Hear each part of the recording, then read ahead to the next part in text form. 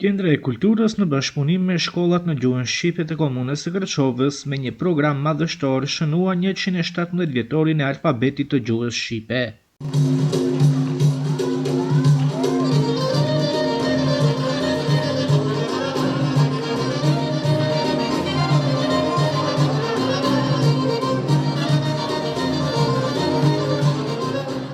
Fillimisht të pranishmit i përshëndeti drejtori i Pallatit të Kulturës në Kërçov, Mazllam Osmani, i cili me këtë rast uroi edhe festat e nëntorit. Është nder dhe kënaqësi për mua si drejtori i Qendrës së Kulturës që ju përshëndes në këtë manifestim solen kushtuar 22 nëntorit, ditës së alfabetit të gjuhës shqipe, një prej ngjarjeve më të rëndësishme në historinë tonë kulturore e kombëtare. Gjuha dhe alfabeti janë gjurmët më të forta të identitetit të një populli. Ato janë ura që na lidhin me të kaluarën, me njëri tjetrin dhe me botën.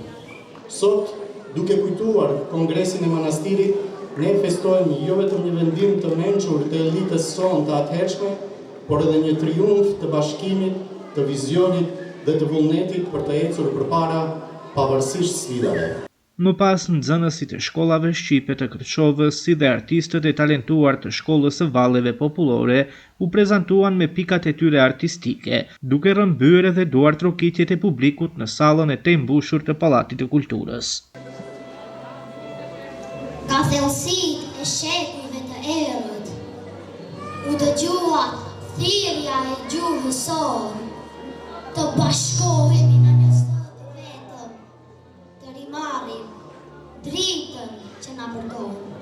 Në manastir u ngritën burrat, trima të heshtur, zemër prej zjarri, aty u fartëtuan shkronjat tona, si armë të reja për shpirtin, arbërim.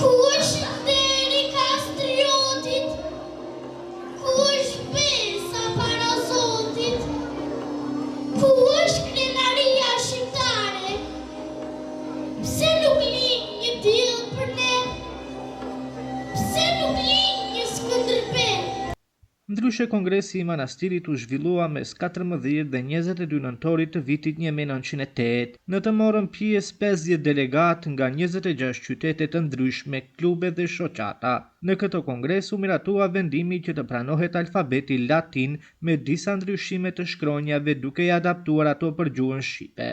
Kryetari i Kongresit u zgjodh Mithat Frashëri, kurse nënkryetari ishin Luiq Gurakuqi dhe Gjergj Qiriazi, ndërsa motra e tij Parashevi Qiriazi ishte gruaja e vetme në këtë kongres.